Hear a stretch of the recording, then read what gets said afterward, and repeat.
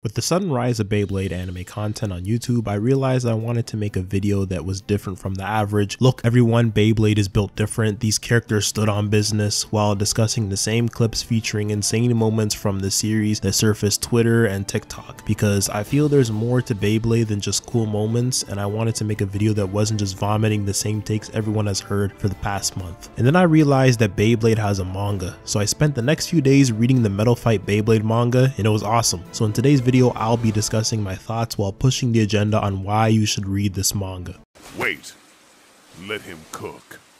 The Metal Fight Beyblade manga, created by Takafumi Adachi, was serialized in the monthly magazine Kuro Kuro Comic between September 2008 to February 2012. Now, while the story contains all your favorite characters from the anime, the plot lines and ways these characters are utilized vastly differs from the anime. One of my favorite characters in the franchise, Kyoya, being the biggest example of this. He's a lot goofier in the manga. Unlike his anime counterpart, Kyoya is less of a tsundere towards the idea of being friends with Jinga and having people around him. Takafumi understood that the tsundere trope gets old pretty quick. Now, while I do love that he is a lot more caring and just plays the role of a chill rival, it was disappointing to see his relevance to the overall plot diminish as the story progresses. After the Metal Fusion season of the story, Kyoya doesn't do much of anything. His portrayal strength-wise isn't really the best either. He loses to Masamune in the qualifying match to decide Japan's representative in the World Tournament, which hurt to read.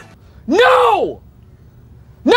I prefer what the anime did with Kyoya and Metal Masters, although I'm not surprised certain characters got shafted in the manga because the pacing is pretty fast, and when I saw that the length of this series was only 46 chapters, I knew I was in for the Gege Akatami school of pacing. Kyoya isn't the only character that suffers from this. A lot of characters from the Metal Fusion season get shafted once the story switches to Metal Masters, although again, it being a Kuro Kuro comic, I kind of have to switch my expectations in comparison to what I'm used to with manga series from other magazines like Weekly Shonen Jump. But that's not to say that characters in the manga pale in comparison to the anime. Ryuga in the manga sticks to his anti-hero persona showcased through Metal Masters all the way to the end of the series, being a rival for Jinga that just wants to test his own strength instead of reverting to his old desires of a power-hungry obsessed child like his anime counterpart. Both writing decisions have their own merits to them, but I like that Jinga had an everlasting impact on Ryuga a bit more than the anime route. Ryuga also loses to Jinga in their final battle, so it was interesting to see Jinga truly surpass Ryuga in a 1v1 battle. Now, speaking of battles, the events that transpire in the Beyblade manga are even more insane than the anime. That's saying something because, as we all know, the anime was pretty crazy. People were activating domain expansions and bays were destroying buildings with relative ease. But in the Beyblade manga, as early as chapter 5, bays are being destroyed to the point where only the face ball is left, and you would think moments like this would only occur to hype up a new antagonist, but Jinga will destroy people's bays without mercy. Jinga fights Zio and splits Flame Bixis in half. Team Garcia plants a literal bomb at the stadium in an attempt to make Jinga forfeit the match from his injuries, and missiles are launched at Rago, with the dude simply stopping them like he's in Star Wars. This allows for the extremity of stakes in the manga to surpass its anime counterpart several times. Instead of the iconic Hades Gate domain expansion, Hades Kerbex absorbs the souls of the bladers it defeats straight out of Yu-Gi-Oh!, resulting in all of Jinga's friends dying and him having to defeat Damien to get their souls back. And the absurdity of these situations is elevated through Takafumi's art style, which I love, by the way. One question I had that intrigued me going into this read was how Bey battles would translate into a manga format, but as the series progresses, so does Takafumi's spread game, so the special move double page spreads manage to really explode off the pages. Another positive in regards to the battle elements of this manga is the technical aspects of Bey battles. In order to defeat Julius, Jinga changes Pegasus' performance tip to Ray Striker's Coat Sharp to increase its speed to attack Gravity Destroyer in the opening it creates before activating its special move. I like this development much more than Jinga just simply overpowering Julius in the anime version of this fight. It allows for characters to showcase their technical skills that relate to real life gameplay, and that's not to say the anime never has moments where characters customize their bays, but I felt characters were never rewarded for these creative strategies, so I believe the manga does a better job of making victories feel earned. Overall, while the Metal Fight Beyblade manga isn't perfect, it's a fun read that embodies embodies what makes Beyblade beloved by so many people, a story with insane hype moments that break reality,